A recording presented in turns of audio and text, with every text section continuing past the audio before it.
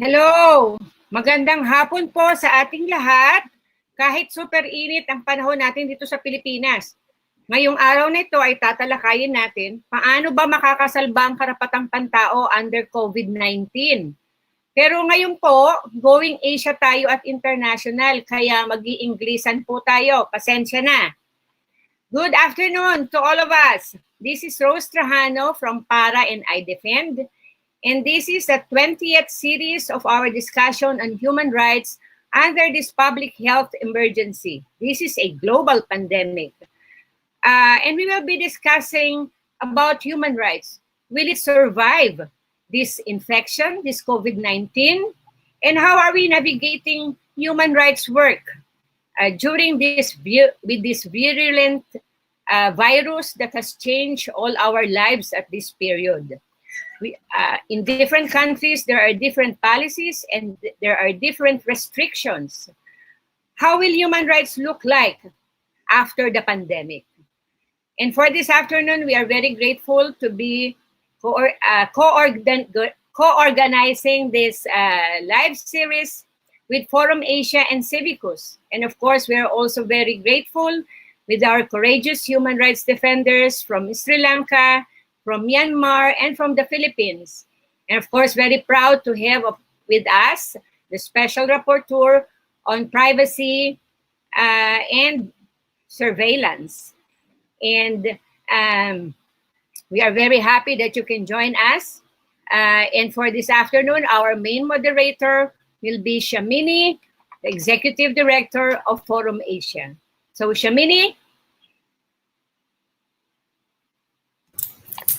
thank you so much. Thank you so much, Rose. Good afternoon, everyone. I am made to understand that there are many, many people who are tuning into this webinar, and I bid you a very warm welcome this afternoon or morning, depending on where you are. We are live streaming, as Rose said, on iDEFEND's YouTube page, Forum Asia's Facebook page, and other channels as well. Thank you for tuning in. As Rose mentioned, we are here to discuss the question, will human rights survive COVID-19? Navigating human rights during and after the pandemic. This is a webinar organized in collaboration between Forum Asia, Civicus, iDEFEND, and Para. Today's discussion is part of a series that Forum Asia has been organizing with the Solidarity for Asian People's Advocacy, SAPA, under the main title, The Status of Human Rights in the Time of COVID-19 Pandemic in Southeast Asia. In this pandemic, we have witnessed the exercising of worrying and human rights unfriendly measures in the name of public health. Where do we draw the line between prioritizing public health and prioritizing civil liberties? Is there a line in the first place? In this webinar, we will be discussing the different futures that COVID-19 poses and how human rights organizations can position themselves to best adapt and influence a post-COVID-19 world. Remember, participants, to post your questions on iDEFEND's YouTube channel and the Facebook Live function of Forum Asia, Para, iDEFEND, and CHR. We are really privileged today to be joined by the UN Special Rapporteur on the right to privacy, Professor Joseph Kanatachi, to give us the opening remarks this afternoon. Prof. Joe, over to you. Participants, just remember that you can still post your questions. After Prof. Joe speaks, we will be taking questions from him, so please use the functions as noted. Prof, over to you. Thank you very much. Good afternoon, everybody. It's really a pleasure to be with you. I hope that this is going to be just an interim presence in Bangkok, because I am hoping to be able to come again there personally, this time on an official visit sometime in 2021, even possibly in January of next year. I just hope that COVID-19, as well as other circumstances, will not interfere with these plans. But while I do, I'd like to share some thoughts with you and some information about what we're doing. And I'd immediately answer some of the questions which have already been raised by the co-organizers of this webinar. The first one is there a line between human rights and health? No, there is not really any line. They are part of the same well-being for man, right?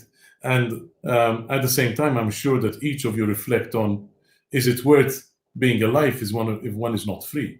If one is not free to think, if one is not free to receive information, and if one does not have the privacy within which to do so. Let me tell you what we're doing, though, because immediately that COVID-19 burst upon the scene, long before lockdown, my mandate has been working on a number of dimensions of this. In fact, because especially of the contact tracing that is required in any epidemic, and because of the immediate moves of several governments around the world to deploy technology and privacy-intrusive technology, including putting special apps on smartphones and using both consensual, in other words, voluntary means of people installing apps, or else even involuntary. In other words, we have countries where the citizens don't need to consent because the government will still track them down. So this is the context against which my mandate immediately started working to try to do three things. Firstly, try to understand what is really going on. And here we are guided by some key essential principles of, in this case, an international convention, which I hope the Philippines and many other countries will eventually subscribe to. And some are already subscribing to, which is Convention 108, the Data Protection Convention.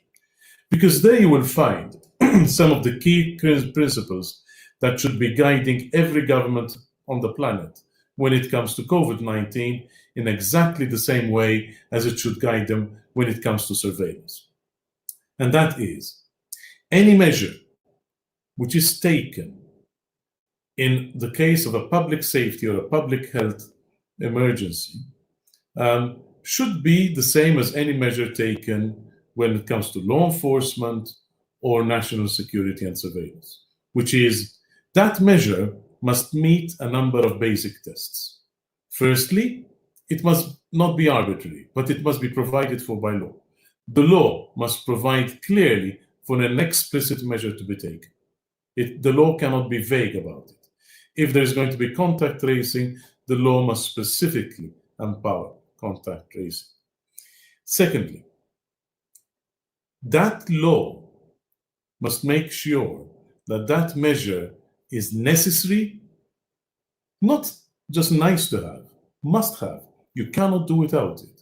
Necessary is a key test, and proportionate in a democratic society. So these basic tests, a law which provides for it, the measure must be necessary, and it must be proportionate in a democratic society, are key to understanding the context in which any measure which can be introduced to combat COVID-19 and any other pandemic must be introduced. This means, first of all, that there must be a larger, a wider context for a discussion on COVID-19. The first part of this context is one which I shall refer to in my forthcoming report to the General Assembly of the United Nations. As you may know, I give two reports. I give many reports, but principally two reports every year to the United Nations, one to the Human Rights Council every March, which I have just given, and this time it was themed around gender and privacy, and in October of every year to the General Assembly of the United Nations, this time not in Geneva, but in New York. Last October, I delivered a report which I hope some of you have seen, because it deals with very detailed recommendations about any data which is related to health. So already there there are very detailed guidelines, more than 45, 48 pages, which have been of detailed recommendations about the protection of privacy and health-related data, and another 43 pages of an explanatory memorandum. So no government around the world has an excuse as to what they should do when it comes to dealing with sensitive personal data like health data. That context was established before the COVID-19 outbreak happened, after more than 2.5 years of consultation and detailed work on that subject. But there is another part of the context which needs to be made. I have talked about necessary and proportionate. I have talked about health data, but I should also be talking about surveillance and the oversight of surveillance. Each of you who are listening to me today, whether you are in the Philippines, whether you're in Malaysia, whether you are in India, or any of the other countries in Asia and Southeast Asia, should ask yourself the following questions. The questions should not be restricted to, does my country have a law which is up to the same standard of GDPR, for example? No, you must go further. You must ask yourselves the question, does my country have a law which enables the respect of these principles of law, necessity, proportionality in a democratic society, which Convention 108 would require them to? In order to have that, all of your countries have a secret service. All of your countries have an intelligence service. All of your countries have police and law enforcement agencies which have intelligence units. All of your countries have a combination of intelligence services and or police services which carry out surveillance. And the key question is this: who has oversight of that? And in some of your countries, but not all, unfortunately, you may have a parliamentary committee which may have a degree of oversight, but normally a little bit of oversight. Parliamentarians are busy people and they don't have time to go into this on a full-time basis. So you should ask yourself the question, does my country have an independent oversight authority which has the power of proper and effective oversight of what is happening in the intelligence services and the surveillance that they carry out? Because other countries do. And yes, it is work in progress. Yes, we have seen that only over the past 5 years, for example, have countries like the Netherlands, France, United Kingdom, United States, Belgium, Germany revised their laws to try and make sure that there is more effective oversight of surveillance. I have, in my report to the Human Rights Council in Geneva in March of 2018, also presented a draft legal instrument, complete with several provisions, which is the result of 6 years' work of research on the essential elements of laws governing surveillance. If your country doesn't have those, then that should be on your to-do list. It's one of the things that defenders of human rights should be striving for: a proper oversight of surveillance regime, which forms part of this essential context that I have been speaking of. Laws to govern the proper privacy and data protection, which is normally understood in GDPR terms, to use a commonly used phrase. In other words, do companies and government departments have strict rules which apply to the way they use personal data? That is one thing. And is there an independent data protection authority which looks after that side of life? That's one essential component. Do you have details, regulations which implement the recommendations on medical data that I gave to the to the General Assembly in October of last year? Do you have those? If not, you need to put them in place to properly protect medical data. And do you have an independent authority, in addition to the other independent authority dealing with normal personal data, and in addition to a parliamentary committee of oversight, do you have an independent authority which can go into the secret services, go into the police force, and check how they are using personal data, how they are carrying out surveillance, whether they are respecting fundamental human rights in doing so, whether they are only infringing privacy when it is necessary and proportionate. So this is the essential context for discussing COVID-19. Because now when we come to COVID-19 and we talk about contact tracing and installing apps, we have a more detailed discussion to carry out. But the first part of the discussion is, if you're going to say that you're putting in an app and you have put in privacy safeguards in the app, who's going to check on that? Who's going to check that you're saying the truth? Who's going to check the source code? Who's going to check that the data is only retained for the right period of time? Who's going to check that it's going to be used only by the people who are intended to use it in the defense of society's health? So this is why the context and the overall context is so important, because it helps you implement things properly. To refer more directly to COVID-19, I can tell you that my next report will attempt to place this context firmly in the limelight of the spotlight shone on it at the General Assembly of the United Nations. But in addition to that, I will also be making a report about the various measures introduced by various countries to date until the end of June, the beginning of July of 2020, in which I will outline those measures which will impact privacy. I will also be stating that my recommendations at this stage can only be a preliminary one. Why? Because I am a scientist. And at this moment in time, I can only say we don't have enough data.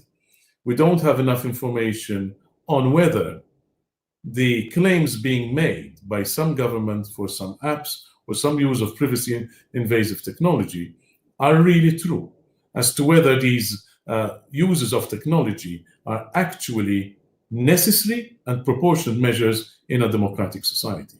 So that is why I would probably be coming up with a second report, probably around this time next year, sometime between May and July of 2021, which will take stock of the situation, which will try to establish some key metrics. How do we know that a measure was necessary and proportionate? How do we measure it? By the number of deaths? By the number of people infected? Because in that case, the societies which have, most of the societies which have introduced such measures or thought about introducing them have not fared very well, have they?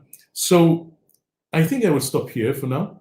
I could say much more, but I'd also like to leave about 10 minutes for question and answer. And I remind you of the social media channels which were referred to by the previous moderator and coordinator. And I hand over to you now. Thank you. Thank you very much, Prof. For that opening remarks. We do have a couple of questions that have come in.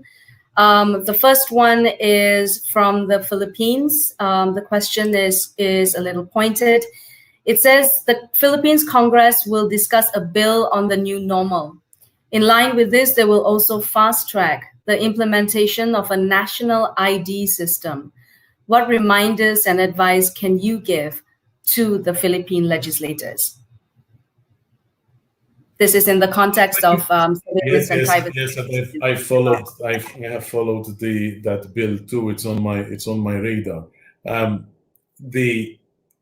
My advice to the Philippine legislators is one which I hope should be easily understood in the context of what I was saying previously. In other words, before rushing things through on any form of national identity scheme, make sure that you have all the other safeguards in place.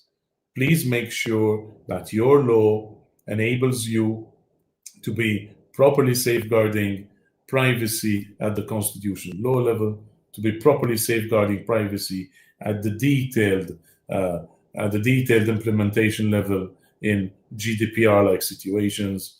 Please make sure that your law can carry out and enable independent oversight of surveillance in the context that I was explaining before. And please make sure that your law has detailed provision for protection of health-related data, which is sensitive data. And once you have everything in place, then start looking at any form of ID management system in the right context. Because ID management is not only important to COVID-19 or to the new normal, it's relevant to everything, including gun control, including a whole range of issues which in other countries around Asia, including India and others, have been linked to assisting minorities, etc. We must be very careful that COVID-19 is not used as the excuse which ushers in new forms of repression. Thank you. Thank you, Prof. I just want to remind the participants that you can post your questions on iDefend's YouTube channel and the Facebook Live functions of Forum Asia, PARA, iDefend, and CHR. Prof, if we could go back a little bit to your opening remarks, there is a follow-up question to that. How do governments balance the right to, or how do countries balance the right to privacy with the need to protect health, public health? Well, first of all, let's start by saying that the word balance is not the right one, right? Because this is a phrase which is often used even when it comes to security, which is why security in the national security sense or public safety sense is a good analogy for COVID-19. Balance in the old sense, kind of implies that if you put in a bit more security, you're going to have a little less privacy. We have going to more privacy, you're going to have less security. That is just not right. In science, we call that a false dichotomy, right? What you need is synergy. What you need is harmony between, more security, as in more encryption, can give you more privacy, right? So more of one is not necessarily less of the other. So I really am not fond of the use of the word balance. What governments need to do is maximize privacy and maximize healthcare, right? So can you, using different means and the combination of different means, promote proper healthcare? Yes. I live in a country, a small country, but which has had one of the highest rates of testing on the planet. It's useless putting every single citizen under surveillance if you don't carry out testing, is it? If it's useless putting every single citizen under surveillance, under close surveillance, if you don't carry out contact tracing properly. So actually, and that is why the words necessary and proportionate are so important. Actually, what you need to do is carry out the right level of contact tracing, the right level of surveillance, one which is necessary and appropriate to the situation. And at the same time, then you are able to carry out and maximize public health safety. In fact, what can I say? We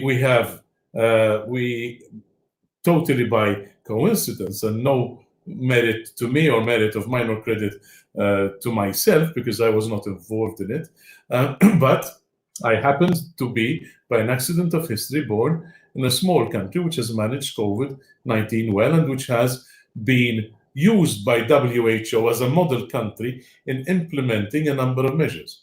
But none of these measures, it's only now this week that somebody's talking about a voluntary app, only now this week, right? But this country has been in lockdown for more than 6 weeks, and it started taking measures way back in February, including intensive testing, right? So I think that you must not look at things in isolation. You must look at several measures coming together, and those big measures being the right measure for the right country at the right time. And you cannot generalize. This is not a one-size-fits-all situation, right? You have countries I live in a very densely populated country, right? Our rate of inhabitant per square kilometer, I think, is only superseded by Hong Kong, right? So when you have a dense urban environment, that is quite different to the risks that you have in a more rural environment with less national healthcare facilities, right? Your healthcare policies are also very important. What's the use of having surveillance on everybody if you don't have not only testing but also healthcare, which doesn't prevent people from going to the healthcare system, either because it requires payment or other systems. So there are many factors which kick in, and you cannot look at these in isolation and solely in a health versus privacy mode, because that surely is not the right way to do so. Thank you. Thank you, Prof. We do have 3 more minutes left, and if I could follow that up with another question. You mentioned that what civil society actors could be doing within their own countries is to push for an oversight to see how these surveillance technologies are being used. I was wondering if you could expand on that a little bit and perhaps add what else can civil society actors be doing? Thank you. Civil society has a key role to play. Civil society is part of the conscience of society in reminding the government what needs to be done and how fast it needs to be done. I could not do my job without civil society, though my job is quite separate to that of civil society. My job is to persuade the governments to do the right thing and to go and find good practices from around the world to help show them how they can do the right thing and when they do the right thing.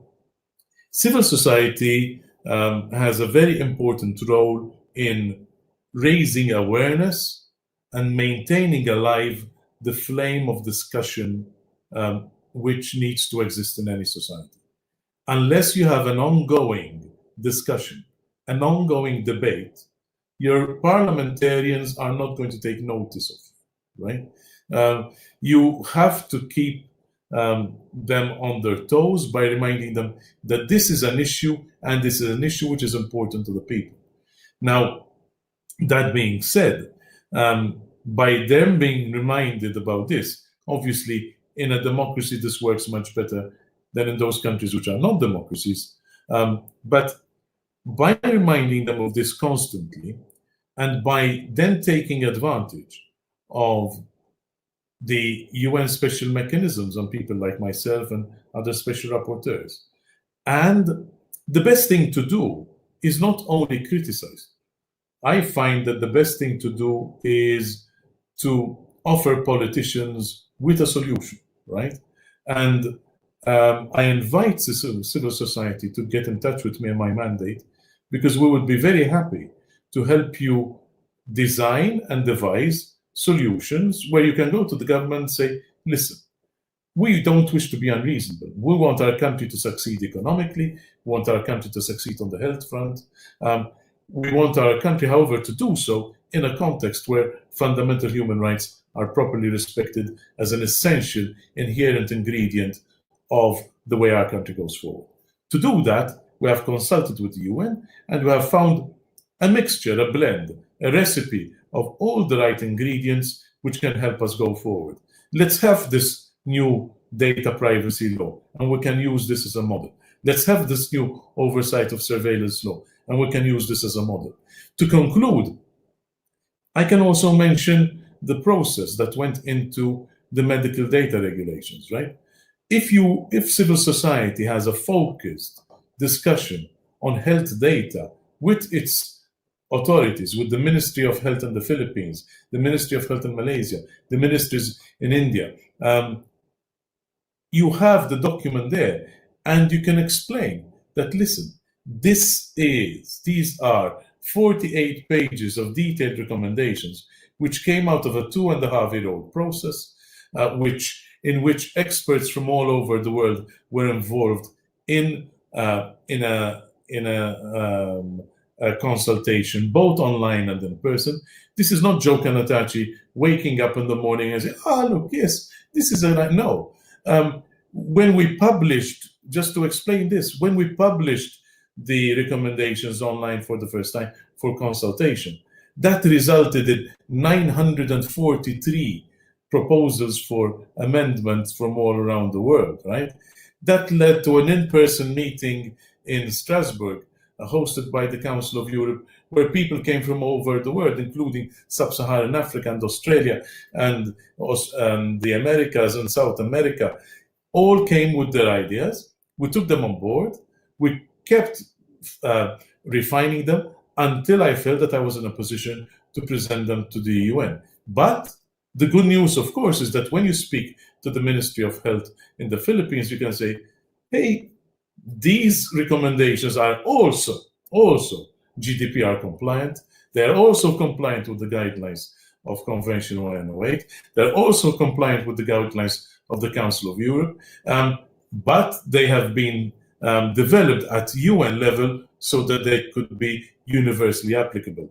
These are part of the starting components in your do-it-yourself privacy and data protection kit, Mr. or Mrs. Politician. Now the ball is in your court. Not only that, I am personally willing to come along or operate remotely in COVID-19 afflicted days to help the government devise the right laws, which is why, as Albert Einstein would say, everything should be made as simple as possible, but no more. So one simple bill being pushed through a parliament for the new normal is not going to cut the ice.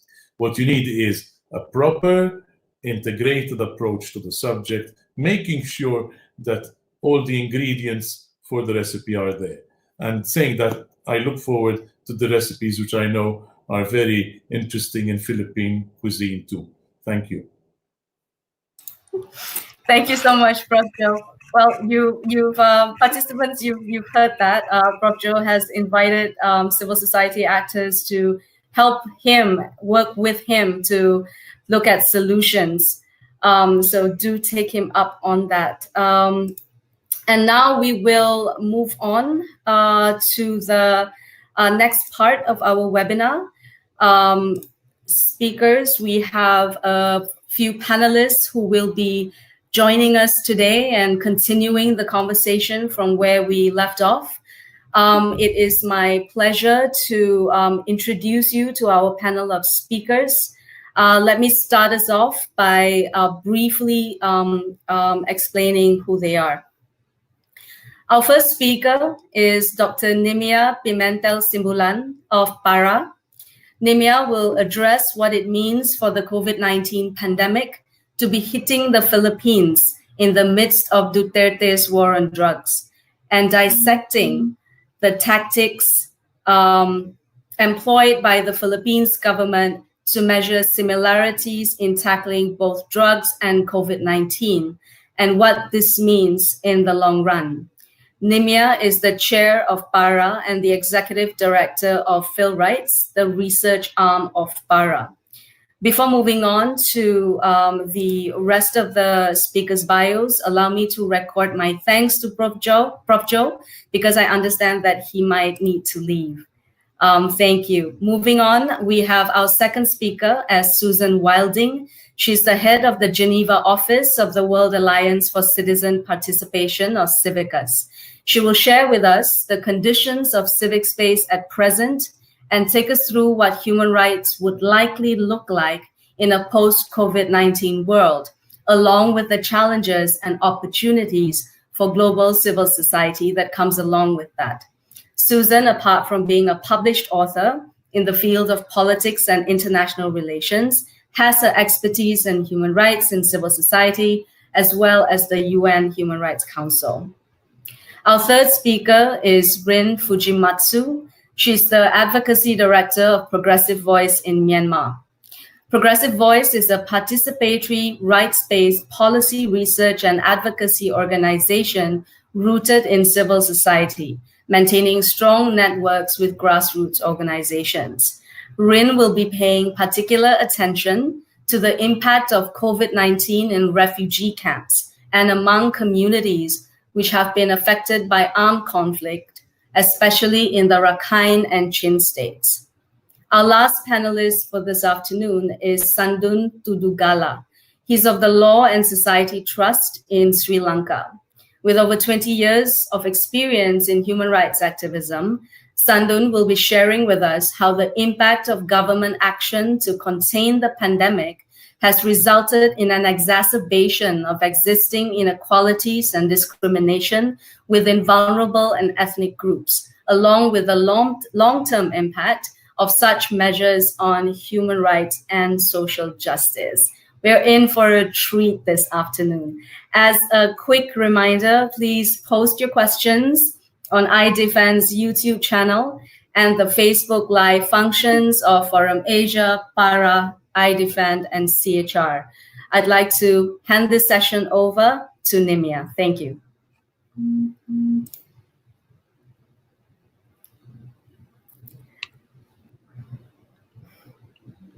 Thank you, Shamini. Good afternoon to everyone. So may I have the first slide, please?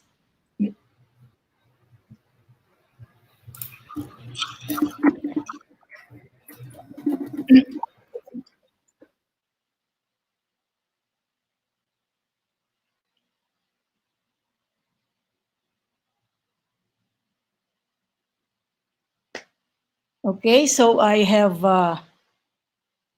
titled my presentation, War, quote unquote, against COVID-19. The Philippine government under the current administration has consistently used war as a framework in addressing the country's social ills. We've witnessed during the past several years the war on drugs of the current government. And presently, the government has declared a war against COVID-19. The use of war as a framework or as a metaphor in describing the fight against COVID-19 or the fight against the pandemic is a very dangerous, as shown in the experience of the Philippines in the war on drugs. Why do I say this? Because the framework, using the framework of war, dictates the following.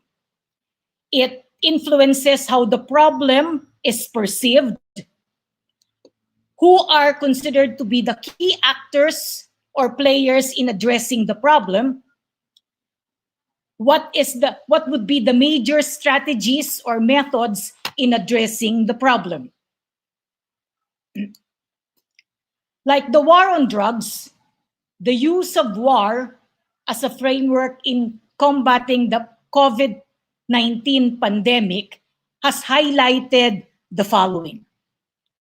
First, the perception of the pandemic as a problem of law and order, instead of viewing it as primarily a public health crisis. There is the reliance on the use of state violence, the use of threat and harassment, strict compliance with the chain of command from the commander-in-chief down to the rank and file. There is no room, similar to a war situation, there is no room for questioning, criticism, and opposition. Also, the dominant norms would be compliance and obedience. Furthermore, viewing the pandemic from the framework of a war situation, the Philippine government has demanded an expansion of the powers of the Commander-in-Chief, as evidenced by the passage of Republic Act 11469, or the law declaring national emergency and providing emergency powers to the Philippine President. Also, law enforcement agents and the military are considered to play a key role, a leading role under the state of emergency. Next slide, please.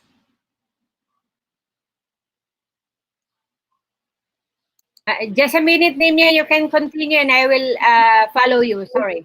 Okay.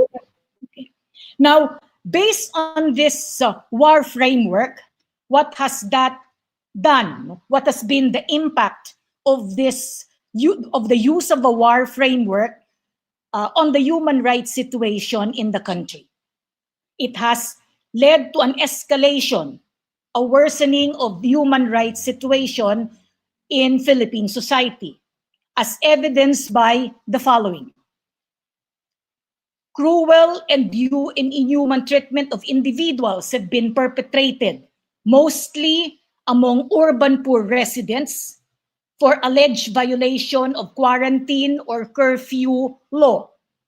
In fact, the Philippines, in a recent statement released by the UN High Commissioner on Human Rights, has identified or described the Philippines as one of those countries where the measures taken by the state to enforce lockdowns or curfews to be very excessive and at times deadly. Then you also have torture as another form of human rights violation under the current pandemic. There is also illegal arrest and detention.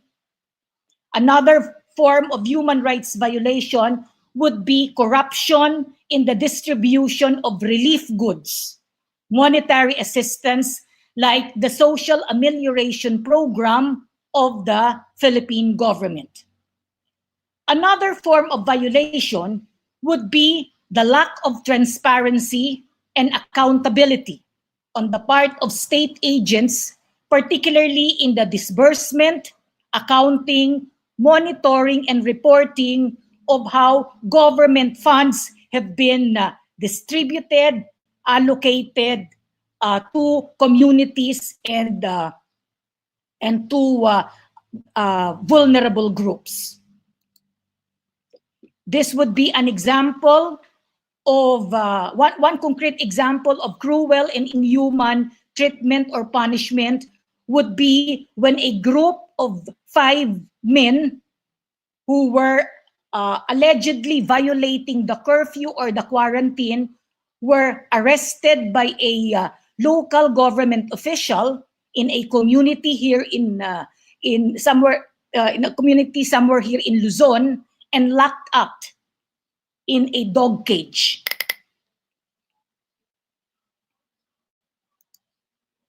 Another illustration of illegal, inhuman and cruel treatment would be the arrest of residents in an urban poor community during the lockdown. So this included beatings, punching of those arrested by the military.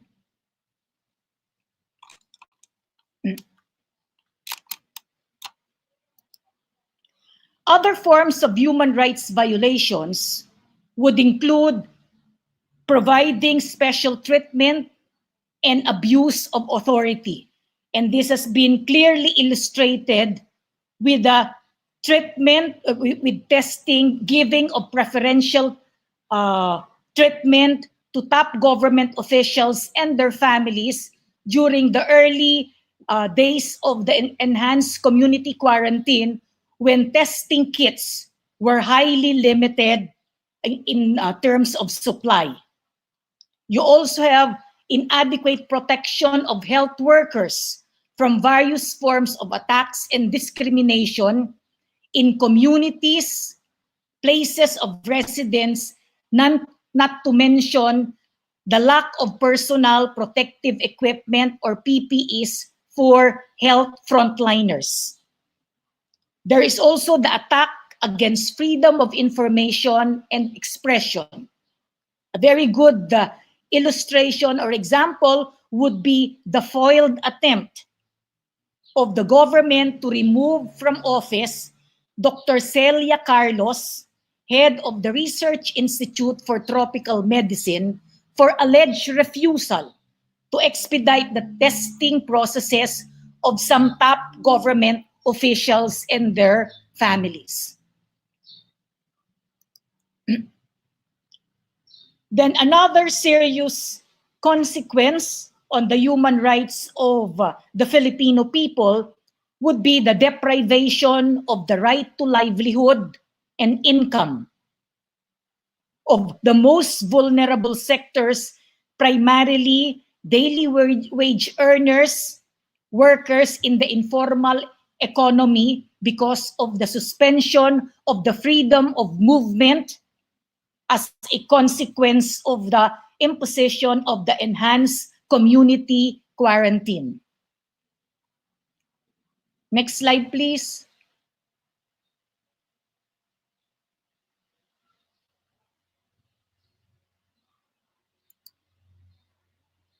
Okay. Other forms of human rights violations would include violation of the right to health, particularly of non-COVID cases who were refused admission in government health facilities, even for emergency cases. So we've been able to document cases of non-COVID patients being denied admission in state government hospitals. Then a very glaring violation of human rights would be the marginalization and non-participation of peoples, communities, NGOs, etc., in decision making, in the development of comprehensive, integrated, and well coordinated plans in combating COVID-19. People have been confined as passive recipients or beneficiaries of assistance from the government and private sector, placed in a state of paralysis. Now, what would all of these violations imply on the human rights in the Philippines in the near and far future? We can expect definitely an exacerbation of poverty and inequality due to the worsening of unemployment and underemployment, with the closures and or downsizing of small and medium enterprises. Another implication would be increased violations of children's rights, with worsening of child labor, trafficking, dropouts, and out-of-school youth. Since because of difficulties of those in the informal economy, virtually you have to poor families have to mobilize all members of the family to be able to earn an income or to contribute to the income of the family in order to survive. We also expect worsening of domestic violence, affecting girls and women. And of course, further shrinking of democratic space with the implementation of repressive measures against freedoms of movement, expression, and peaceful assembly. So as pointed out earlier, right now there are moves in the Philippine Congress of fast-tracking, for instance, the passage of the national ID system. Since government officials have been stressing that the reason why we have been having problems in the distribution of relief goods and monetary assistance is because of the absence of a national ID system in the country. So because of this experience, they would definitely be using this as a strong justification for the passage of a national ID system. Finally, what would be the task of human rights defenders? based on the human rights situation and the anticipated implementations or implications to human rights of the current situation, we expect we need to sustain and heighten activities and campaigns of human rights organizations, people's organizations, and civil society groups. And this would include intensification of human rights information work, production and dissemination of information, education, and communication materials, human rights education in all human rights education addressed to all sectors, workplaces, schools, churches, communities, rural poor communities, etc. There is also the value or the importance of doing lobby work in Congress, identifying human rights champions who can be our partners in pursuing human rights laws and policies, monitoring and documentation of human rights violations, filing of cases against violators, and the importance of intensifying international solidarity work. Nimia, Thank you. Shamini, sorry, are you done already? Yes, thank you. Okay. Okay, fantastic. Thank you so much, Nimia, for that. I just wanted to remind the speakers that you have 15 minutes each for your presentation. 2 minutes before your time is up, I will need to nudge you to wrap up so we can keep to the time and allow other speakers the equal privilege of sharing their thoughts. We will take questions. Again, this is just a reminder. Please submit your questions to the iDEFEND's YouTube page or via the Facebook pages of the organizers. Also, we do apologize for the slight tech issues that we had with the slides. My colleagues are working really hard behind the scenes to enable a smooth discussion. So please forgive us for the slight glitch there. For just a reminder to the participants, we will be compiling questions that do not get answered, and then we will attempt to address them and distribute them to the participants after the webinar. The speakers' presentations, we've also noted some of the requests that have come through for the presentations. They will be made available if you have registered for the webinar, but if you have not, just leave your email in the comments and we'll send the presentations to you. Now I'd like to invite our second speaker, Susan Wilding. Over to you, Susan. Thank you, Shamini, and thank you very much for convening this discussion. It's very important and very timely. At Civicus, we have seen that the COVID pandemic has brought with it many challenges for human rights and for civil society, but we also see that there are opportunities to be harnessed at this time. And if you'll allow me, I'll begin with some of the overview of the trends that we've been documenting through the Civicus Monitor, and then move on to some of the practical recommendations for states during this time. Just to start off and say that the Civicus Monitor has found that our research shows that about 97% of the world's populations live in countries where democratic freedoms are not properly protected. And so this is already, obviously, this pandemic comes at a time that's very challenging for civil society to begin with, and brings with it a number of new challenges. So 1 month after the declaration of the pandemic, the Civicus Monitor had documented some alarming trends as states started to take measures aimed at protecting health, but which had unintended and sometimes very intended negative consequences. The trends that we have documented so far include unjustified restrictions on access to information and censorship, the detention of activists for disseminating critical information, crackdown on human rights defenders and media outlets, and violations on the right to privacy and overly broad use of emergency powers. These trends are alarming in their implications for the now, but they also have implications for the gains that we have made thus far. These measures threaten to undo many of the gains that the human rights movements have made in protecting and promoting fundamental freedoms. I'll go into some of the prominent concerns that we see as well within those trends.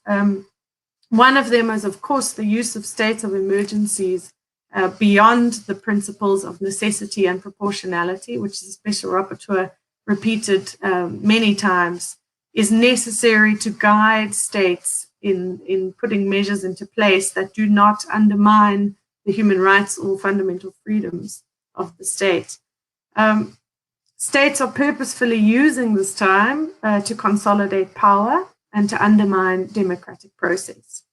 We have the example, a lived example, of what states did in countering the threat of terrorism. And there we can see what happens when states consolidate power and when they use states of emergency to undermine democracy and democratic process. We also know from this lived experience that the removal of states of emergency is not easy and that states do not like to decentralize power. Another prominent concern for civil society, of course, is the crackdown of human rights defenders and media. The move to a more virtual life that we've seen as a cause of the pandemic has come with many opportunities for civil society. It's given us many more opportunities to engage in ways that we often were not in the past, but it comes with a number of challenges as well. And this is amidst an already difficult time for human rights defenders and media and the freedom of expression. What compounds this is that there is a very gray area in terms of human rights norms and standards when we talk about online freedoms, when we talk about online assemblies or online freedom of expression. And this gray area is where states can also, if they choose to, use for negative consequences.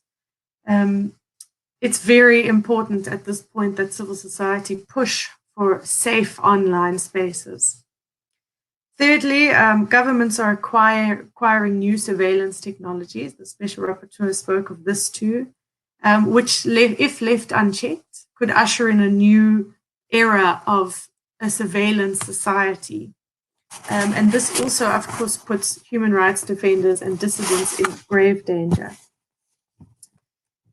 We also have the added concern under this area that surveillance companies are being given access to citizens' information. So private companies, as we know, are not regulated in the same way. And this is a serious concern. A fourth, but certainly not last, prominent area is the lack of access to justice and protection during this time. So many human rights defenders are still detained without trial and left for long periods without access to justice. And at this time, we've seen courts have closed, and in some countries, protection measures have disappeared. And so also, in addition to this, while public attention is elsewhere on the health crisis, unscrupulous groups are left to attack human rights defenders with impunity. We've been sort of looking at some guiding questions around this, and one of them is what the role of civil society is during this pandemic. And here we see that even in this extremely difficult time, civil society is innovating and adapting and showing leadership in many, many areas.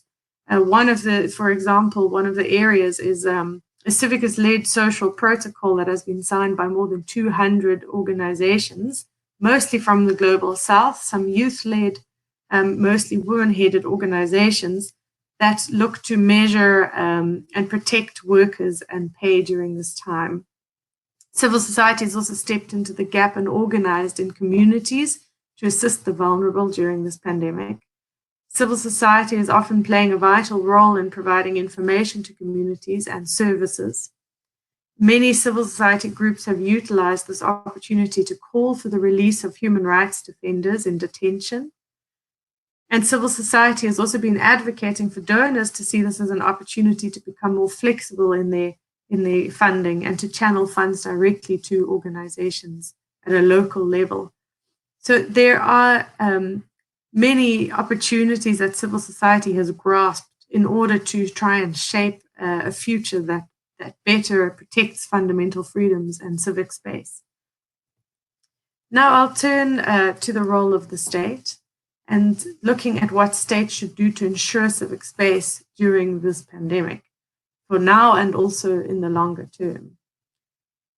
Firstly, we can say that states need to safeguard the freedom of expression in all its forms while addressing the pandemic and refrain from censoring social and conventional media.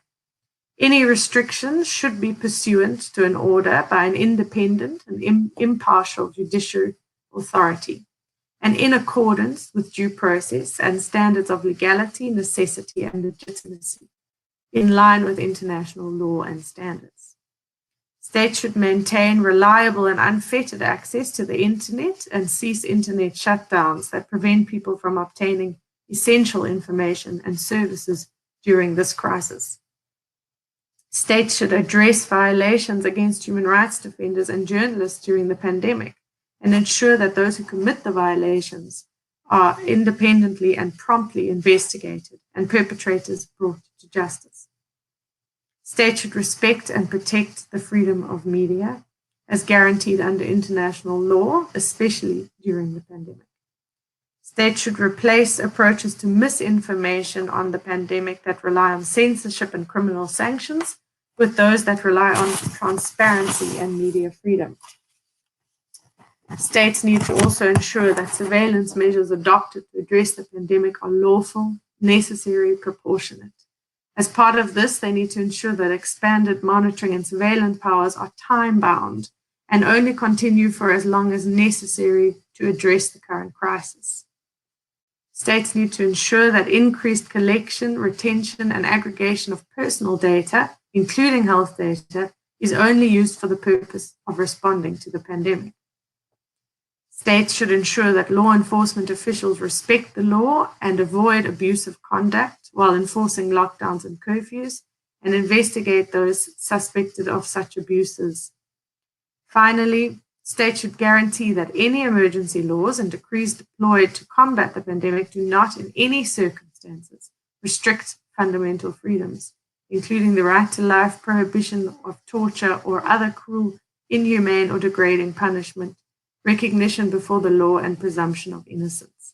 They should make sure that any such laws and decrees are not discriminatory in any way, including on the grounds of race, ethnicity, sex, sexual identity, language, religion, social origin, and that they're time-bound and are subject to sufficient oversight by legislature and courts.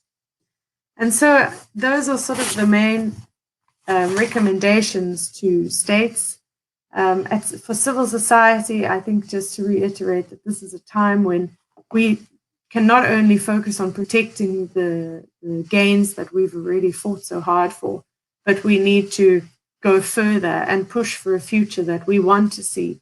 So grab the opportunities that we find, try to formulate using this new online life ways in which civil society can participate more in decision making. Now that we are able to, for example, be part of conversations that don't require financial assistance or funding to get us from point A to point B, and that allow for a sort of broader voice. And so we hope that civil society takes this opportunity and starts to plan for the future we want. Thank you, Shamini. Thank you so much, Susan, for that. And we'd like to move on and invite Rin to take over the mic. Thank you, Rin. Rin, you're on mute. Thanks for that.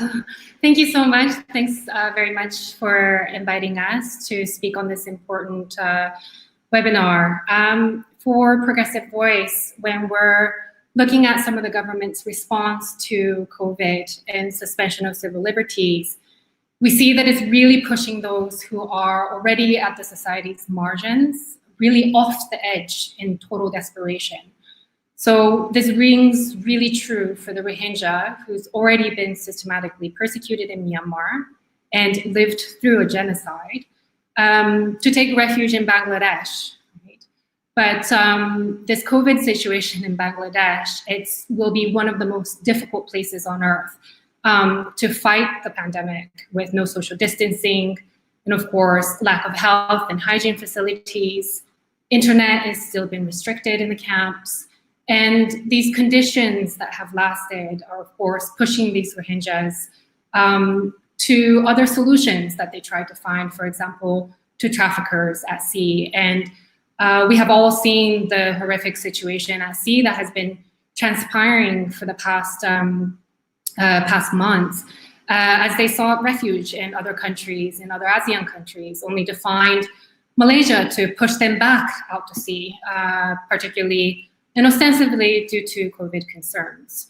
And inside Malaysia, there's been a proliferation of hate speech against the Rohingya and further persecution, not only in Myanmar, but in the region.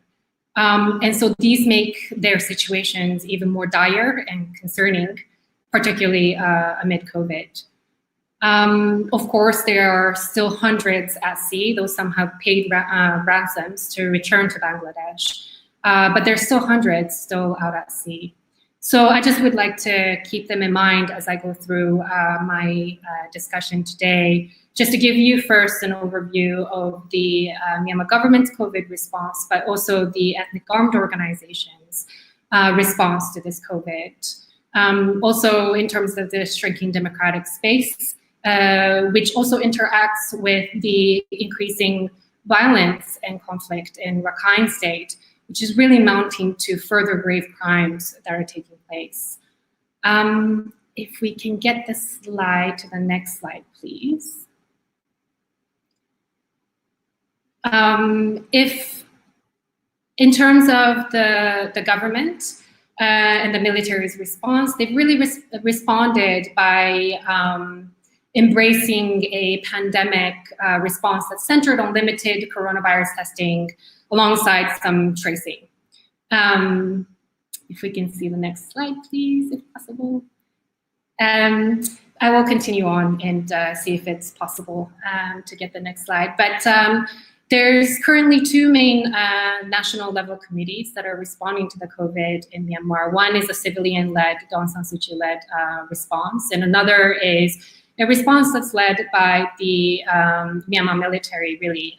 It's led by the vice president, but he himself is a Myanmar military appointee. And this includes the Ministry of Defense and Border Affairs, which of course is controlled by the Myanmar military, and also has a representative from the Office of the Commander-in-Chief. So these both committees were formed in March, around the same time the first cases of COVID was confirmed.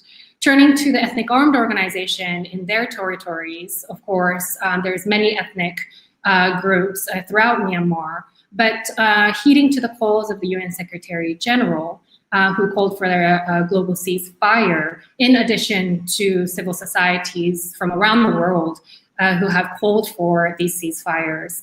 The ethnic armed organizations in Myanmar, starting from the Karen National Union, which is the largest ethnic armed organization, have called for a nationwide ceasefire, followed by the Arakan Army as part of the Three Brotherhood Alliance, have also called for a nation ceasefire. The Myanmar military has responded and have rejected these calls, and the government has remained silent on this issue. The government's also responded towards these ethnic armed organizations by setting up a committee for cooperation to prevent and control the COVID-19. But this response is really seen as a bit too late. As we can even see on the ground, just even 2 days ago, the Karen National Union was conducting medical checkups in Karen State, and the Myanmar military had actually burnt down these medical checkpoints that they had set up. These kinds of efforts that are being made and awareness and prevention campaigns that are being made by the ethnic armed organizations are really being hampered by the Myanmar military, not only in Karen State, but also in other areas such as Shan State. So just to touch on the kind of the shrinking democratic space, even just to keep in mind of the situation pre-COVID, that the freedom of expression in Myanmar was being severely restricted, as well as there were crackdowns on access to information. So according to Assistance Association for Political Prisoners, they have seen a huge increase in political prisoners over the last year. Hundreds of lawsuits have been filed, as well as journalists are of the opinion that Myanmar's media freedom has really declined. And this is in the third consecutive year that this has taken place. When we look at independent media, which is vital for the civic space and democratic space, it's becoming much less viable to maintain independent media. They were already losing funding through advertisement before COVID, but now with COVID, it's become increasingly difficult. Many of the independent media outlets have had to really let go of their journalists. What this means is that states will have the opportunity to really monopolize the space of the media, restricting the wide range of voices that should be conveyed. Going to the next slide, there's another implication for the freedom of expression on the day that the first COVID cases were confirmed. One was that the government had declared the Arakan Army a terrorist organization, followed by the Ministry of Telecommunication, which ordered providers to block the spread of fake news, taking down many websites in Myanmar. So the first designation of Arakan Army as a terrorist organization, this resulted in a series of shutdowns and arrests of voices that were critical of the Myanmar military's violence that were being committed in both Rakhine and Chin states. So several editors, for example, from Voice of Myanmar, Ninyo Lin, were charged with counterterrorism law. He was arrested and has been released, but Naranjara, Kit Media, these independent media editors have also been charged with violating the same counterterrorism law. The Ministry of Transport and Communications directive blocking access to more than 200 websites. These included independent ethnic media sites such as Naranjara and Development Media Group, as well as Karen Information Center. These ethnic media groups have been absolutely vital in their own areas and spreading information about the COVID to inform the public and to keep the public safe. Also, many of these ethnic media groups have the capacity to spread the information and raise awareness on the situation of COVID through their own language, on their own ethnic language, which is vital. So these will certainly have implications in terms of stopping or slowing down the spread of COVID. Moving on to the next slide. Of course, there's been also other restrictions of freedom of expression and against human rights defenders and activists. One being the Kachin artists. There were 3 of them who are now facing criminal charges for a mural that they were raising awareness on COVID. There's other cases in Karenni State where the Karenni State government, rather than protecting its people throughout this COVID, is more interested in criminalizing criticism of the government as it's announced orders demanding criminal charges be brought against anybody who defames the government. Again, this idea of defamation has been utilized in various other laws to persecute human rights defenders, and it's very arbitrary. It's not defined. So this will continue to be worrying trend for the Karenni State. The other thing, and taking into consideration this context of shrinking space for the journalists as well as freedom of expression, the Ministry of Health and Sports have proposed a amendment to be made to the Prevention and Control of Communicative Disease Law. It's of 1995. And there are several issues with the proposed amendment, with the possibility, including of further surveillance for those inside Myanmar. But most worrying is the limitation of information that this may impose for those who would like, for example, for journalists to inform the public of the situation of COVID. One of the proposed amendment restricts health workers and journalists from sharing information about the communicative disease that's related to individuals, objects, locations, data that might frighten the public. So, for example, if a journalist would like to report on the increasing lack of beds or of ventilators, this will incite fear in the public, but it is also necessary for the public to know this information.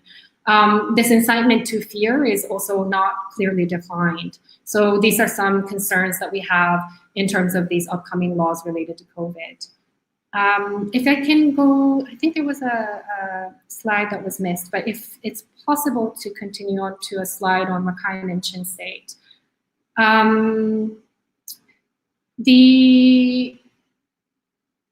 Of course, this situation with COVID in terms of the freedom of expression is worrying, but one of the things that civil society and human rights defenders have been saying over and over is that actually the civil war is killing people much more than COVID.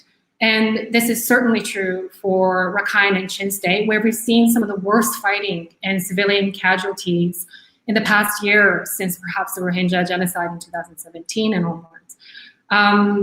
So this really has not been covered and highlighted in the media, partially because a lot of media space and attention is on the situation of COVID, but also the internet continues to be blocked in these areas. The government just recently lifted internet in Mongdo, but this is only one area out of the 9 that have been restricted for nearly 11 months now.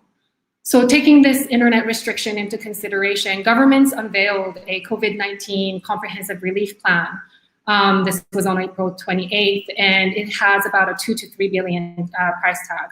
And it's professed to overcome as a whole nation, but in one of the proposals, it's proposing to focus on e-commerce and increasing online businesses.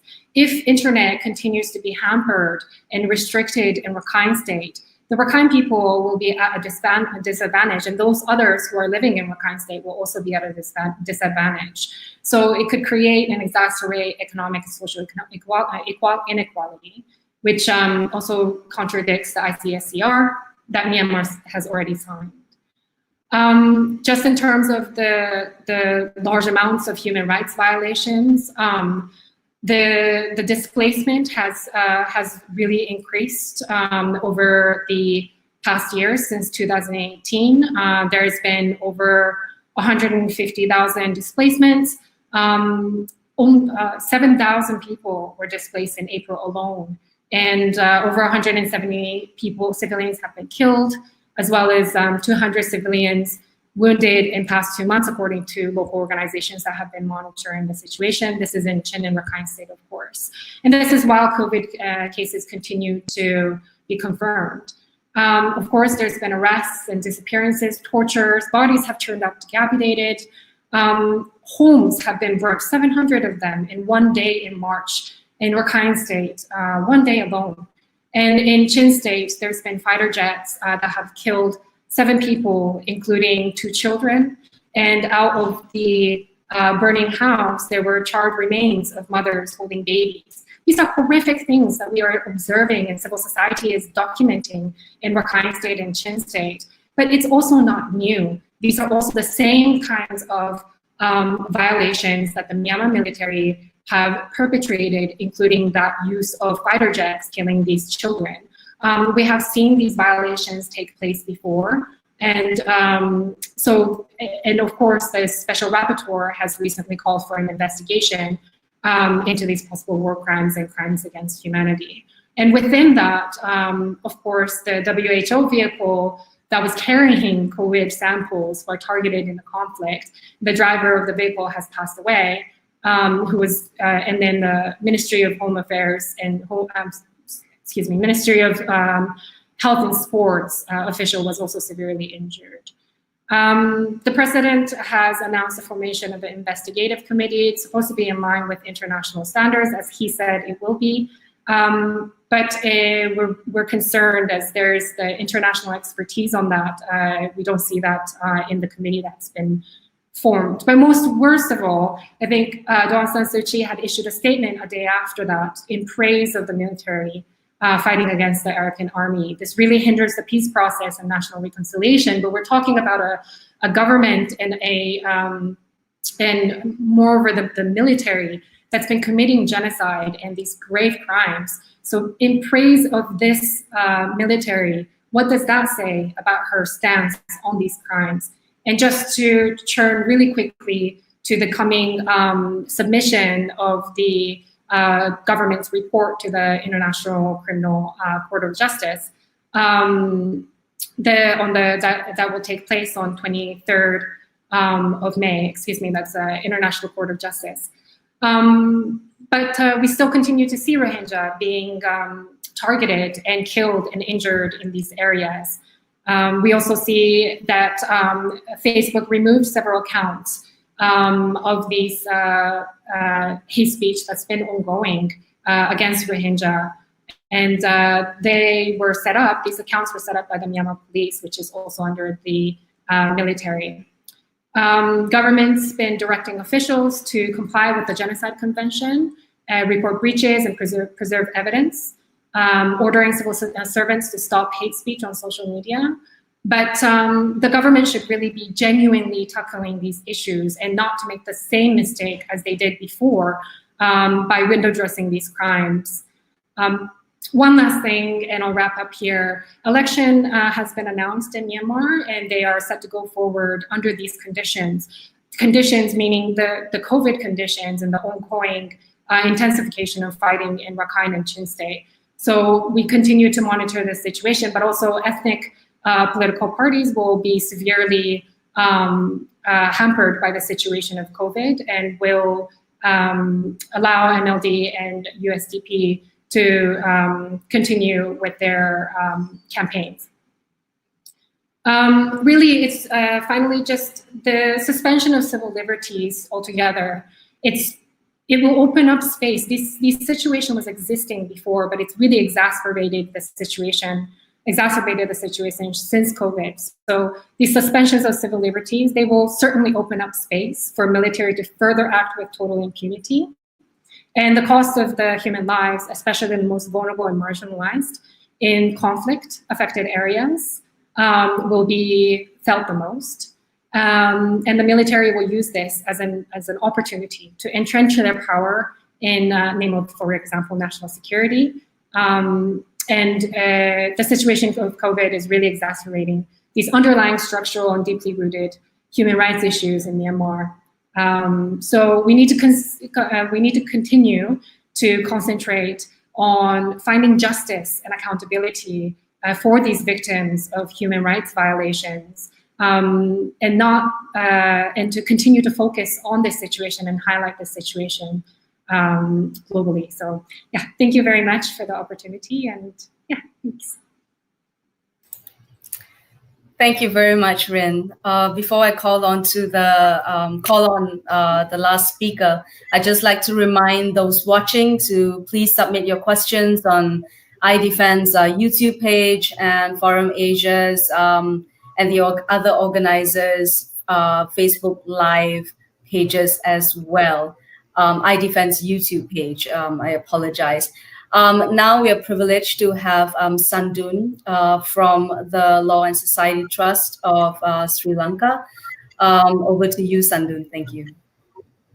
Yeah, thank you, Shamin, and good afternoon to you all. I think, since you have already listened to the stories from Myanmar and Philippines, so a lot of what has already been said is happening in Sri Lanka also. Just to give you a very brief background of the situation in Sri Lanka, if you are familiar with the politics in Sri Lanka, you know that there was the presidential election has happened in last year, November 2019, and we had a new president and the change of the government, and a president with a like a heavy military background, and a president who ran a campaign which openly said that he's going to protect the military persons from alleged war crimes during the war, and he will not like oblige with the human rights commitments we have made in UN. So that already we had a kind of a narrative and a political context in the country, which is not so kind of like suitable for the human rights situation in the country. And in early March, before just we enter into the crisis part of the COVID, Parliament got dissolved, and we were supposed to have the parliamentary elections on 20th of April. But because of the COVID pandemic at the moment, the election has got postponed, and we were hoping to have the election on 20th June, but the situation will determine whether we can have the election or not.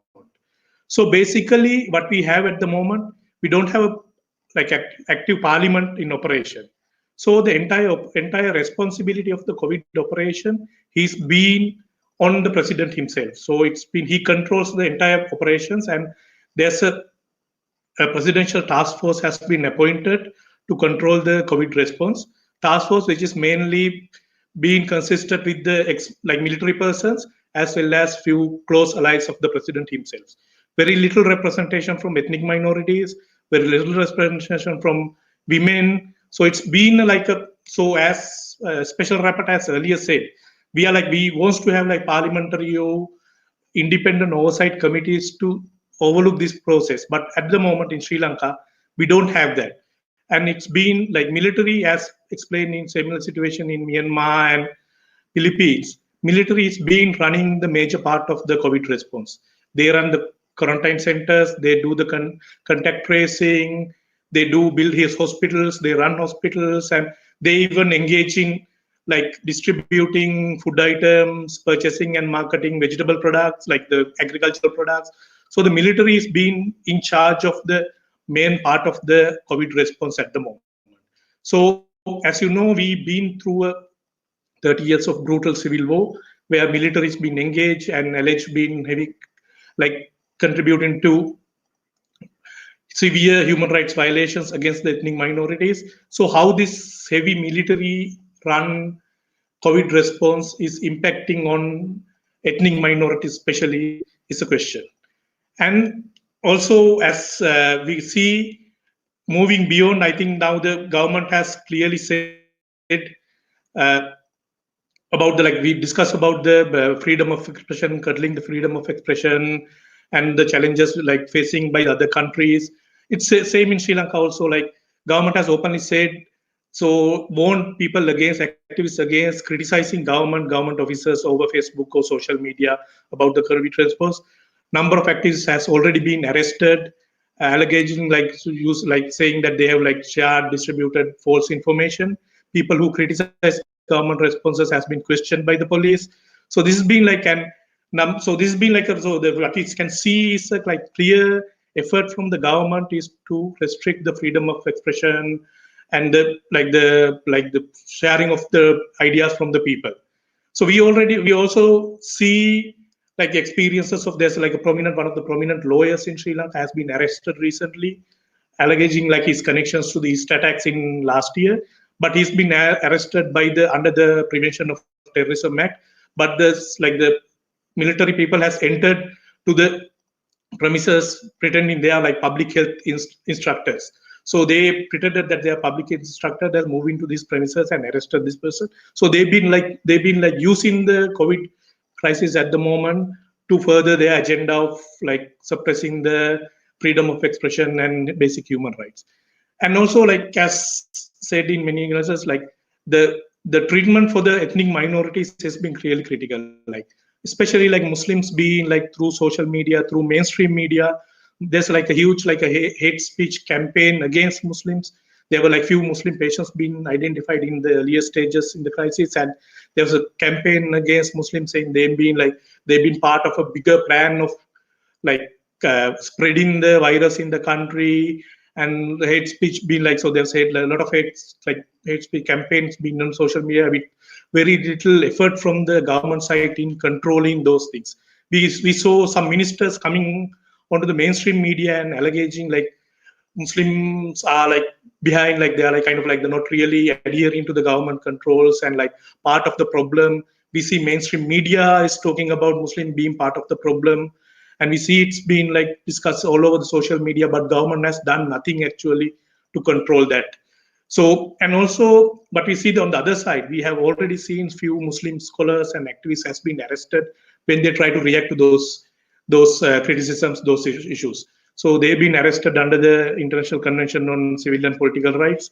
So there's clearly kind of a selective way they use the law at the moment, and how they've been used it, and also there was like issues of the final rights of the Muslim patients who has died because of the COVID. Although there's like a WHO guideline which says that like people have right to bury their bodies if they are like from a Muslim or the religious belief that requires it. But government has completely kind of overridden that and like issued a new circular saying it was mandatory, like saying the cremation of the bodies is mandatory.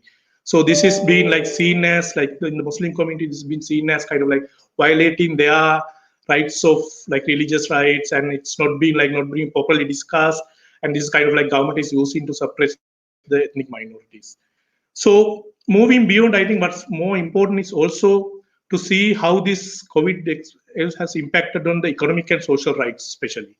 So for what we see is the COVID crisis has really exposed the crisis of our economic rights in our countries. We know, like we as Sri Lanka and other countries, we've been through 30, 40 years of neoliberal economic agenda, which has promoted us in privatizing the public services, making cheap labor, and promoting in like export oriented in like production rather than the like producing like local food production, etc.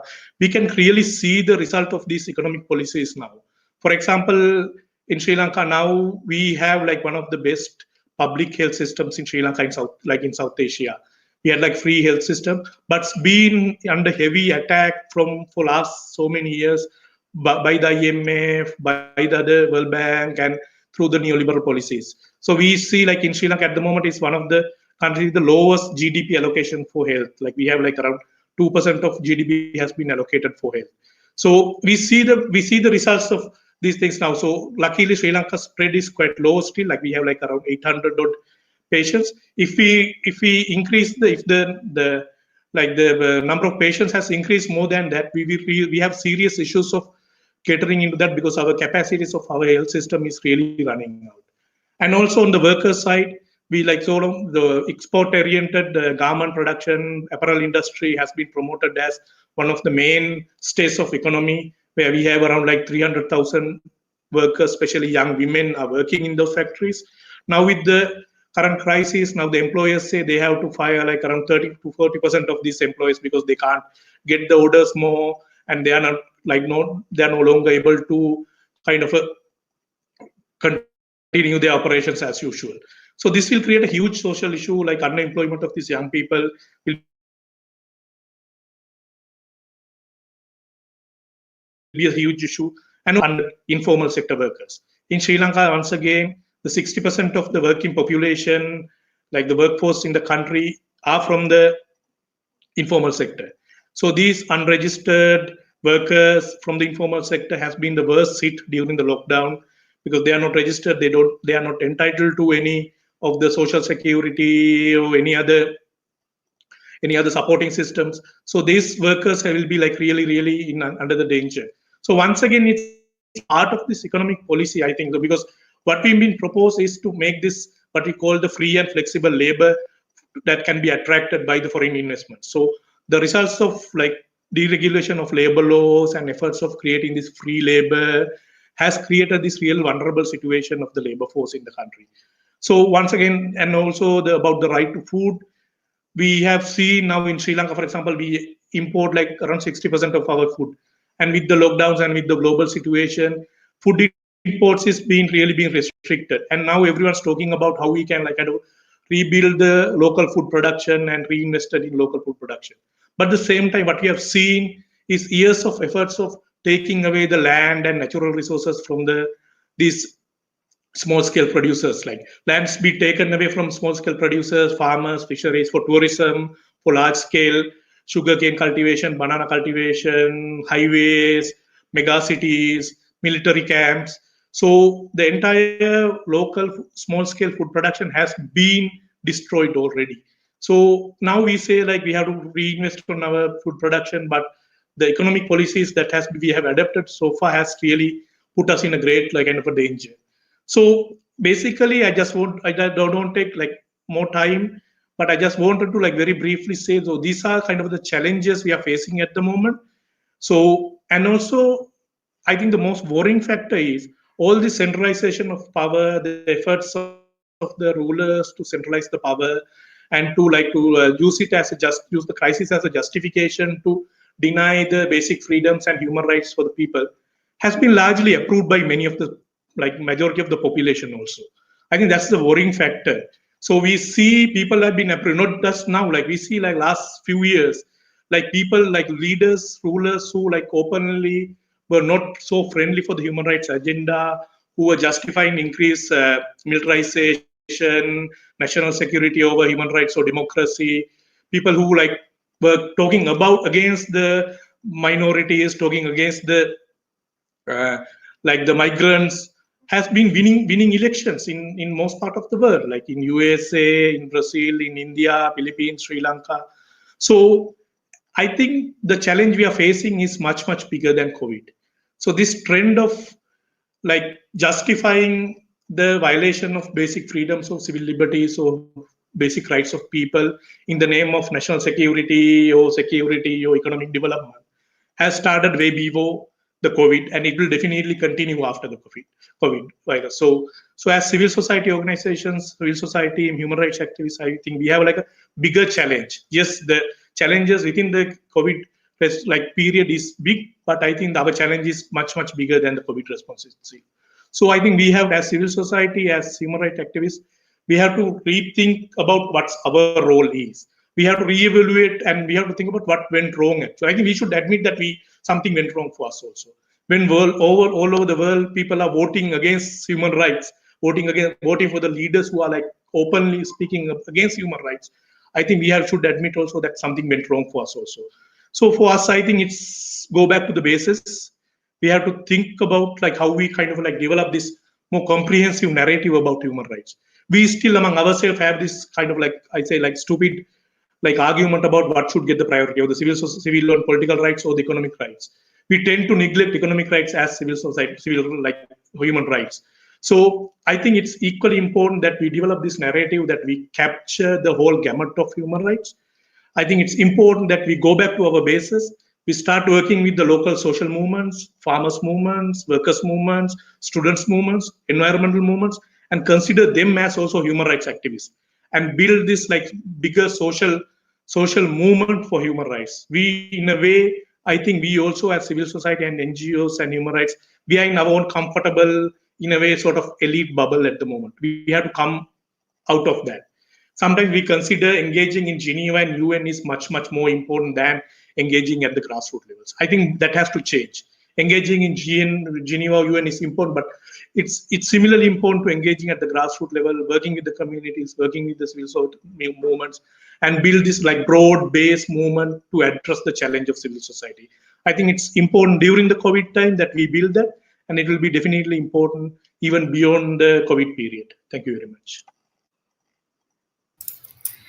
Thank you, Sandun. Thank you. My thanks to the speakers for sharing your thoughts and your expertise and your knowledge with us on that, on your respective topics and countries. We do have questions that have come in from the audience, and I'd like to take us through that now. What I will do is I will pose a question each to the panelists, and then we'll, as I pose the question, we'll give you a space to respond, and then we'll move on to the next question for the next speaker. We have about 10 minutes only, unfortunately, for the Q&A. So we'll try and let's try and keep the responses really on point. so we can get through as many as possible. The first question is to Nimia. The question is, how can we ensure that measures implemented in the response to COVID-19, including arbitrary arrests and restrictions on freedom of expression, do not have long-term implications on the human rights situation and development in the country? Shamini, could you repeat the question? Sure.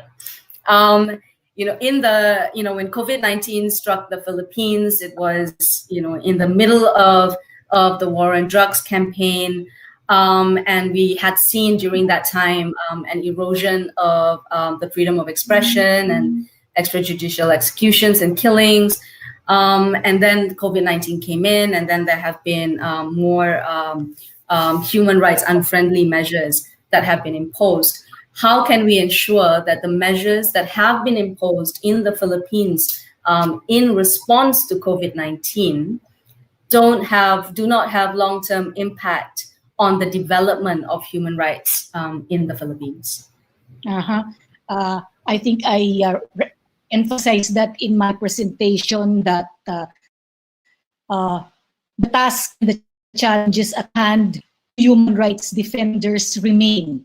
So the tasks that we have enumerated during the so-called war on drugs continue to be very same task under the current public health crisis that the Filipino people as well as the global community face. And that would be stressing the importance of human rights awareness raising, human rights education, because we feel that because of our experience with the so-called war on drugs, that particular aspect of our work need to be further intensified and improved.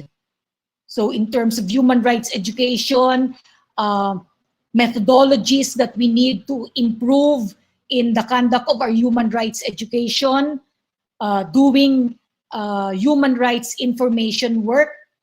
And right now, a new has been open to the human rights defenders, and that is being able to effectively maximize the utilization of technology, similar to what we have right now. Because I think in the coming months and maybe a year or two, we will be faced with the same problem, and we will really need to be creative and resourceful in making use of various methodologies, maximizing various opportunities for human rights education and information work.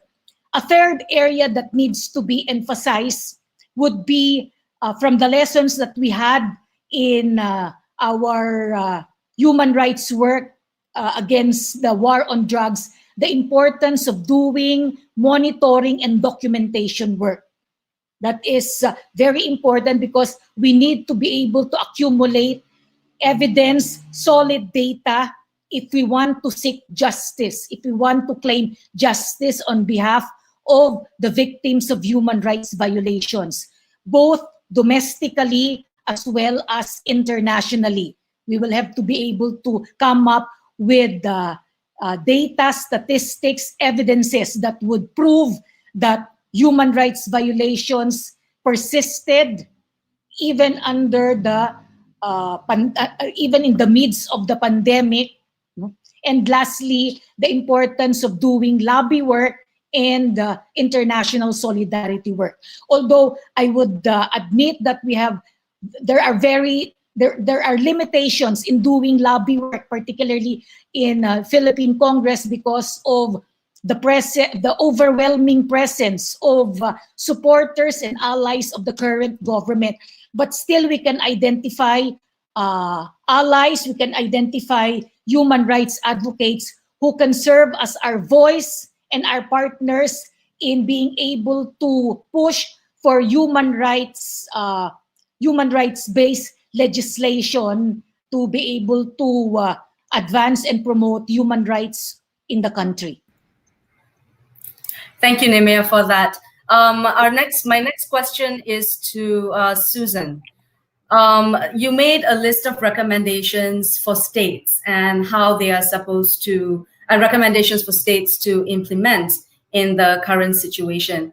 I was wondering whether you could also expand that and see and explore with us what actions do you think the public can take to help protect civic space? Thank you, Shamini. I think in terms of the public's role in this is to just remain aware. I think we get distracted by sort of the larger issue at hand, which is obviously the health crisis. But I think it's important, and this is also very much on the shoulders of civil society, to keep the public's attention on the importance of maintaining human rights and protecting fundamental freedoms during this time. And so I think it's both on the part of civil society to keep that awareness, and also obviously through the protection of the media, that the public keep aware of what it means when states curtail these freedoms and what it could mean for their futures. Thank you, Shamini. Thank you, Susan. The next question is for Rin. And the question goes as such. Can you elaborate on the situation for internally displaced Rohingyas in Myanmar since the beginning of COVID-19? What consequences have the increase in the military's attacks had for these internally displaced persons?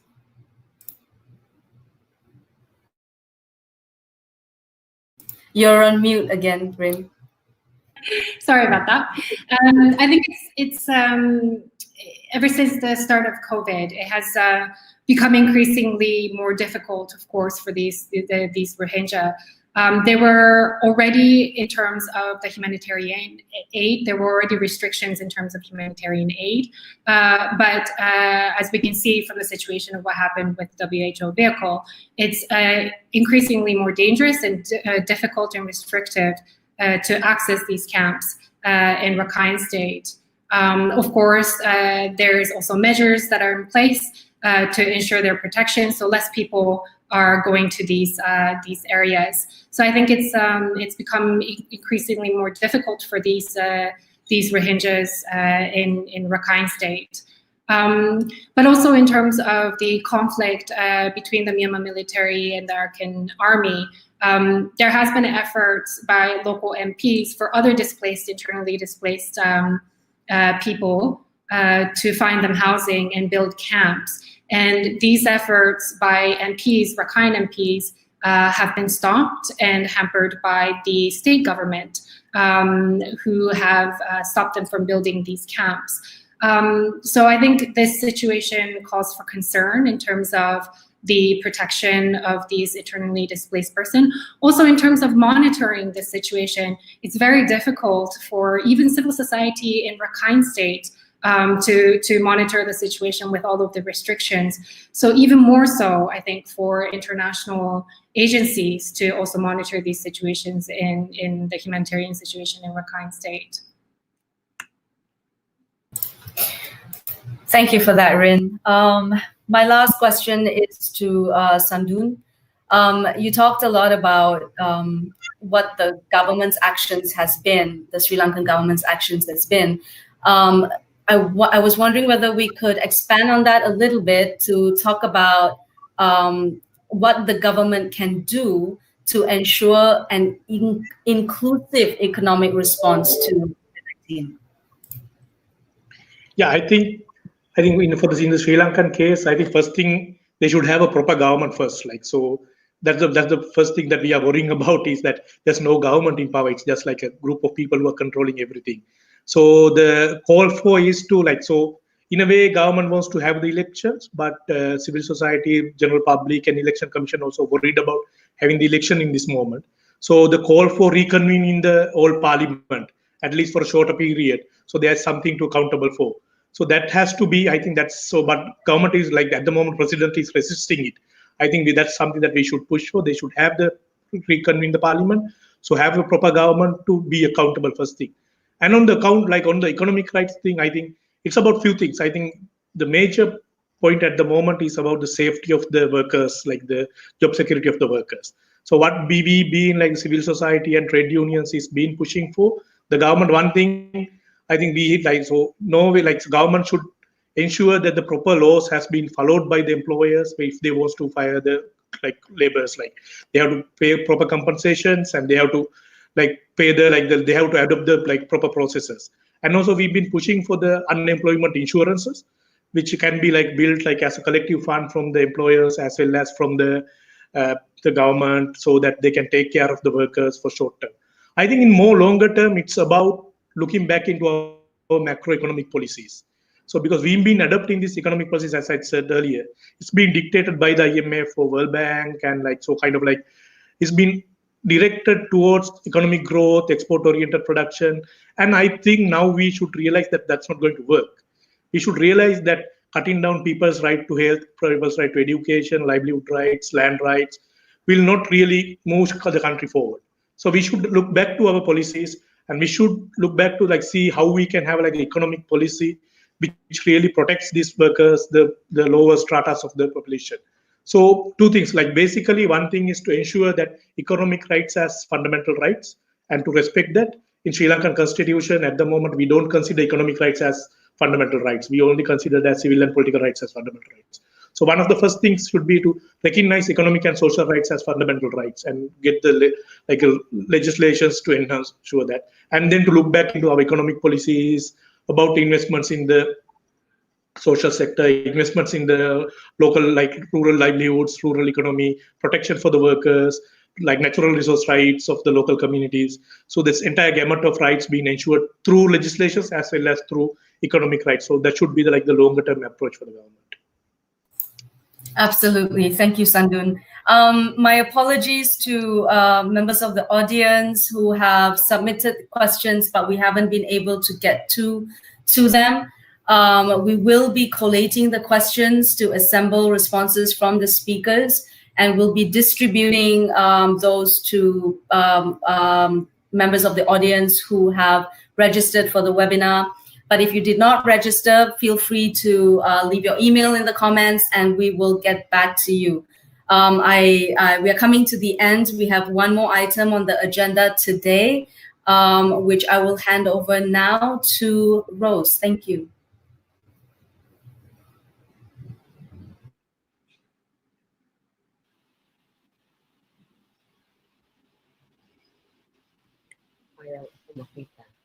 Sorry. Thank you very much, Shamini. This will be our ending for this very important discussion. We talk about international human rights perspective on what can we expect after COVID, and we've heard about the Philippine situation, Myanmar situation, and Sri Lanka situation, and of course the very important advice and clarification of our right to privacy by the Special Rapporteur. We would like to thank all who have viewed our presentation this afternoon. Of course, our resource persons, Rin from Myanmar, Sandun from Sri Lanka, Sue from Civicus in Geneva, our Special Rapporteur on Privacy, and of course, Shamini and all our families in Forum Asia. We would like to end with this very relevant video, which is entitled in English, "Let's Go Out, Let's Fight." We think that this is very relevant, not only for the Philippines, but for all human rights defenders around the world. So again, thank you, and we will see you again in our next series of discussion.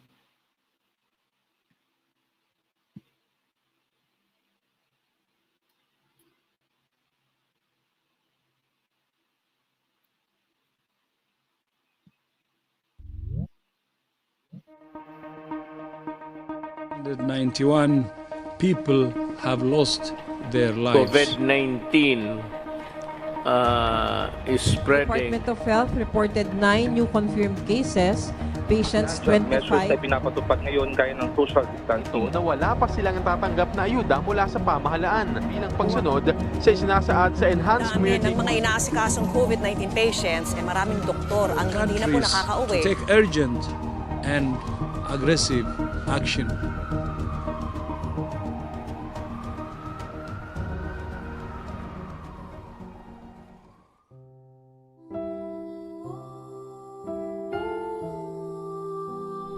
Lumabas tayo. Lumabas tayo sa makitid na pananaw, papunta sa malawak na pag-unawa sa isa't isa, lalo para sa mga taong naisasantabi at kailangan pakinggan. Lumabas tayo mula sa mga kanya-kanyang pag-aalala, lampas sa sari-sariling pangamba, dahil ang kailangang harapin ay sinusubok tayong magkakasama. Lumabas tayo mula sa pananahimik, dahil ngayong ang buhay natin ang nakataya, ay hindi dapat pipi at nakapikit, napapastulin nila tungong bangin. Lumabas tayo mula sa dilim ng panlilinlang at pandilito. Malinaw sa atin kung ano ang gusto nating masalubong sa paglabas natin ngayon papuntang bukas. Kabuhayan na sasapat, Kain na busog, tahanan nakakanlong, malayang umalam, kumilos, makialam. Unahin ang kapakanan ng mamamayan, kilalanin ang karapatan. Lalabas tayo sa kabanatang ito sa buhay natin. Baon ng katotohanang may mas malalaki pa tayong mapagwawagian. Na hindi na tayo papayag maipasok muli sa ganitong hirap na kalagayan dahil matutut tayong lumaban sa iba pang mga sakit ng lipunan. Lumabas tayo. Lumaban tayo.